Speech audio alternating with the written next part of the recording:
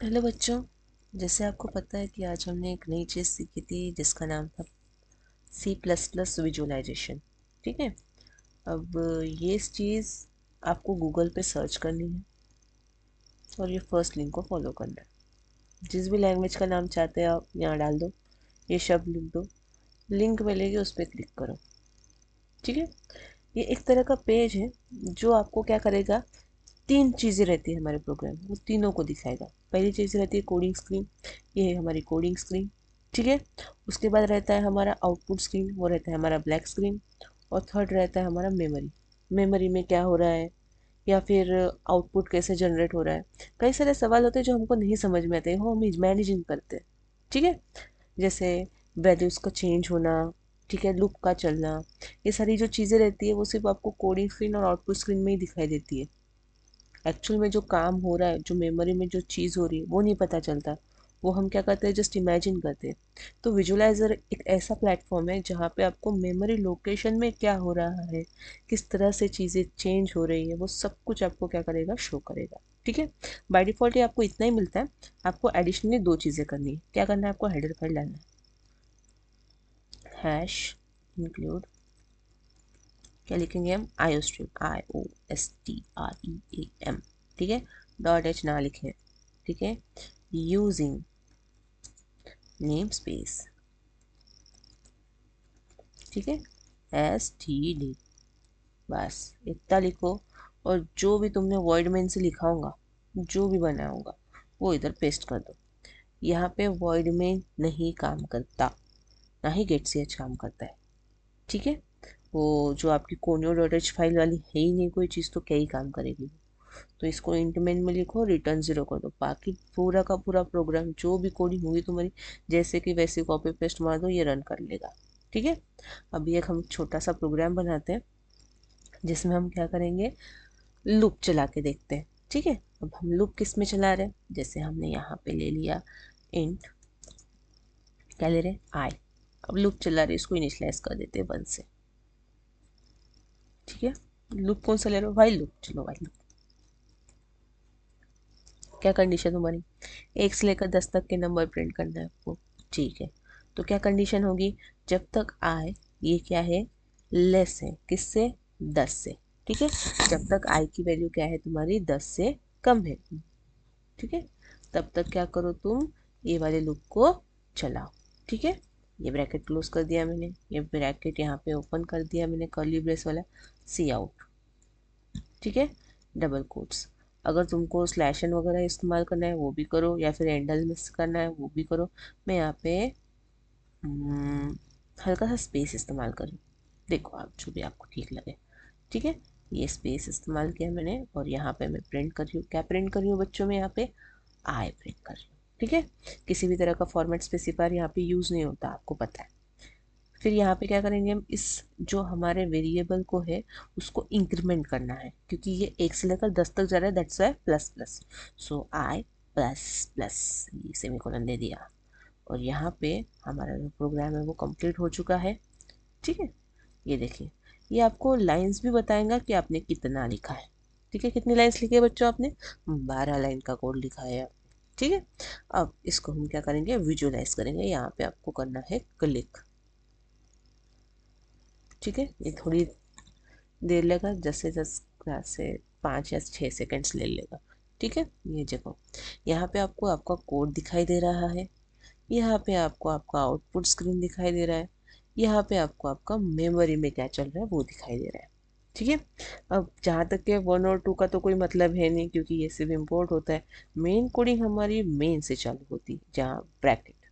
ठीक है। तो ये जब भी रन करोगे, ये एरो जो है तुम्हारा यहाँ से चालू होगा। ठीक है।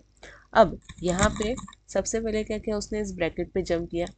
अब देखो वो जा रहा है नेक्स्ट। ठीक है। क्या पड़ा है, ये देखो ग्रीन का मतलब रन हो चुका।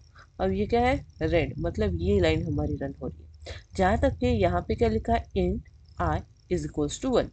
दैट मीन्स कि आई नाम का एक वेरिएबल है जिसको इंटीजर से इनिशियलाइज किया गया है। दैट मीन्स इसके अंदर जो भी वैल्यू स्टोर होंगी वो कौन सी टाइप की होंगी, इंटीजर टाइप की होंगी। ठीक है। तो यहाँ पे हमने क्या किया है कि एक आई नाम का वेरिएबल लिया है जिसको हमने इंट इनिशियलाइज किया है।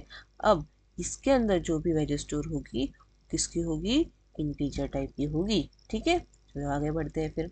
ये आगे बढ़े हम, ये देखो यहाँ पे 1 प्रिंट हुआ। कैसे 1 प्रिंट हुआ, जैसे ही आपने इसको डिक्लेयर किया वैसे ही आपने इसको असाइन किया। तो ये रन होने के बाद उसी वैल्यू को क्वेरी करेगा जो इसको आपने दी है। तो यहाँ पे इसमें क्या आ गया है, 1 आ चुका है। ठीक है, ये मेमोरी की बात चल रही है अभी। मेमोरी की चीज़ हमको दिखाई दे ही नहीं रहती, अभी यहाँ पे दिखाई देगी। ठीक है, अब क्या हो रहा है, व्हाइल जब तक आई की वैल्यू क्या है, कम है। किससे कम है तुम्हारी, 10 से कम है। जब तक वो 10 से कम है तब तक क्या करेगा, ये कोड तुम्हारा रन करता जाएगा। देखो एक एक पल्लों के हिसाब से देख सकते हो, ये ऐसा क्लिक करके भी तुमको दिखाई देता है। ठीक है, तो यहाँ पे मैंने इसको क्या किया, नेक्स्ट किया। ठीक है, क्या हुआ, उसने सी आउट को क्या कर लिया, एक्सेप्ट कर लिया। ठीक है, स्पेस के साथ आए है, मतलब यहाँ पे क्या होगा, एक स्पेस आएंगी और क्या प्रिंट होगा, 1 प्रिंट होगा। ठीक है, देखो मेरी भविष्यवाणी सच हो गई, स्पेस आई बाद में क्या आया, 1 आया। अब तुम लोगों को मालूम है कि यहाँ पे क्या होगा, आई प्लस प्लस के हिसाब से 2 हो जाएगा। ठीक है, पर ये नीचे जाने के बजाय कहाँ चला गया, ऊपर चला गया। क्यों ऊपर चला गया, क्योंकि ये क्या है, व्हाइल लूप है।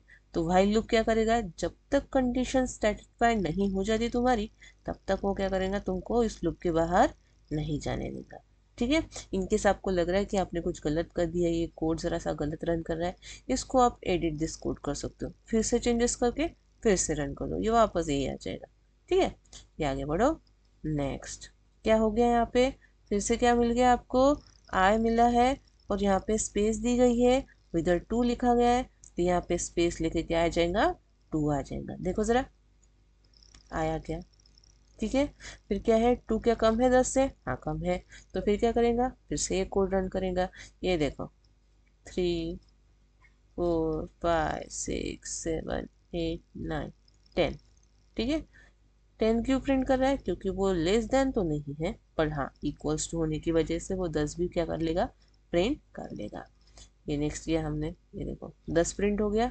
अब 10 प्रिंट होने के बाद आई प्लस प्लस के हिसाब से यहाँ पे आ गया 11। और 11 क्या है, लेस देन इक्वल्स टू 10 है क्या, नहीं, ग्रेटर देन इक्वल्स टू 10 है। तो इस हिसाब से ये स्टेप की जगह पे सीधा कहाँ जंप करना चाहिए, 11वें स्टेप पे, क्योंकि जब कंडीशन अनसेटिस्फाई होती है तो वो बॉडी के अंदर नहीं जाता। देखो मेरा चेक करके, नेक्स्ट, ये देखो आ गया सीधा 11वें पे। ठीक है, अब इसको पढ़ने के बाद तो सीधे 12 पे ही जाना है। यहाँ पे क्लिक किया, ये देखो यहाँ पर नीचे आ गया और यहाँ से तुम्हारा कोड हो चुका है समाप्त। ठीक है, ये देखो यहाँ पे तुम्हारी सारी चीजें मिल गई। बजाय आप जब रन करते हो तो आपको विद इन 1 सेकंड के अंदर ये आउटपुट मिल जाता, बट ये स्टैक के अंदर कितनी तकलीफ होती है पता ही नहीं चलता था। तो ये एक तरह का क्या हो चुका है, आपका विजुअलाइजेशन हो चुका कि मेमोरी के अंदर क्या बातें चल रही है। ठीक है, इंक्रीमेंट होना, डिक्रीमेंट होना, वैल्यू का चेंज होना, वैल्यू का असाइन होना, सब कुछ आप इसके अंदर देख सकते हैं।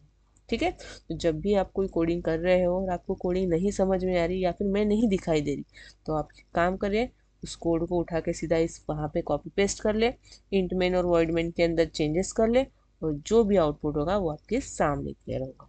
ठीक है बच्चों, तो आज के लिए इतना ही, और भी आज चीज़ें रहेंगी वो मैं आपको वीडियो फॉर्मेट में बताती रहूँगी। ठीक है, चलो बाय बच्चों।